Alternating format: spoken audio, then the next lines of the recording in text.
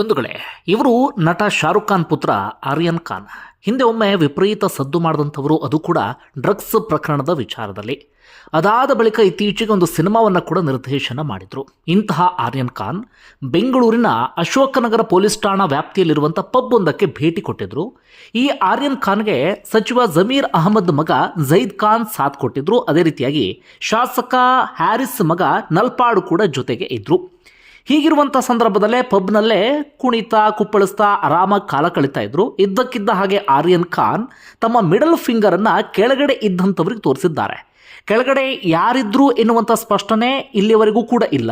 ಆದರೆ ಪಬ್ ಅಂದಾಗ ಅಲ್ಲಿ ಹೆಣ್ಮಕ್ಳು ಇರ್ತಾರೆ, ಗಂಡ್ಮಕ್ಳು ಇರ್ತಾರೆ, ಎಲ್ಲರೂ ಕೂಡ ಇರ್ತಾರೆ. ಹೀಗಿರುವಂಥ ಸಂದರ್ಭದಲ್ಲಿ ಸಾರ್ವಜನಿಕ ಪ್ರದೇಶವೊಂದರಲ್ಲಿ ಆರ್ಯನ್ ಖಾನ್ ತಮ್ಮ ಮಿಡಲ್ ಫಿಂಗರನ್ನು ತೋರಿಸಿದ್ದಾರೆ. ಒಂದಷ್ಟು ದೇಶಗಳಲ್ಲಿ ಇದು ಸರ್ವೇ ಸಾಮಾನ್ಯ ಅಂತ ಅನಿಸ್ಕೊಳ್ಳುತ್ತೆ. ಆದರೆ ಭಾರತದಲ್ಲಿ ಈ ರೀತಿಯಾಗಿ ಮಿಡಲ್ ಫಿಂಗರನ್ನು ಸಾರ್ವಜನಿಕವಾಗಿ ತೋರಿಸಿದ್ರೆ ಅದು ದುರ್ವರ್ತನೆ ಅಂತ ಅನಿಸ್ಕೊಳ್ಳುತ್ತೆ.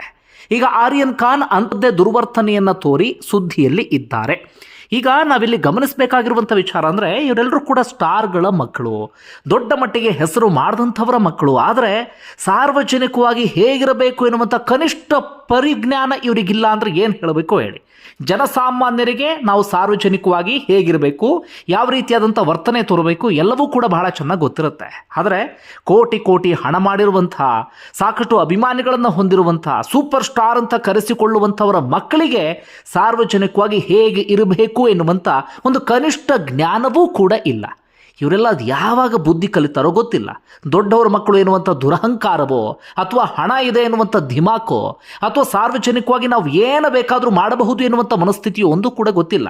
ಇಂಥವರೆಲ್ಲರೂ ಕೂಡ ಹೇಗಿರಬೇಕಿತ್ತು ಅಂದರೆ, ಸಾರ್ವಜನಿಕರಿಗೆ ಮಾದರಿಯಾಗುವಂಥ ರೀತಿಯಲ್ಲಿ, ಜನಸಾಮಾನ್ಯರು ಇವರನ್ನು ಫಾಲೋ ಮಾಡೋ ರೀತಿಯಲ್ಲಿ ಇರಬೇಕಿತ್ತು. ಆದರೆ ಫಾಲೋ ಮಾಡೋದು ಹೋಗಲಿ, ಇವರ ಈ ದುರ್ವರ್ತನೆಯನ್ನು ನೋಡಿ ಜನ ಚೀತು ಅಂತ ಉಗಿಯೋದಕ್ಕೆ ಶುರು ಮಾಡಿಕೊಂಡಿದ್ದಾರೆ. ಇಷ್ಟಾದರೂ ಕೂಡ ಇಲ್ಲಿವರೆಗೆ ಪೊಲೀಸರು ಯಾವುದೇ ಕ್ರಮವನ್ನು ತೆಗೆದುಕೊಂಡಿಲ್ಲ. ಸಚಿವರ ಮಗ, ಶಾಸಕರ ಮಗ ಜೊತೆಗಿದ್ರು ಎನ್ನುವ ಕಾರಣಕ್ಕಾಗಿಯೋ ಅಥವಾ ಸೂಪರ್ ಸ್ಟಾರ್ ಮಗ ಎನ್ನುವ ಕಾರಣಕ್ಕಾಗಿಯೋ ಗೊತ್ತಿಲ್ಲ.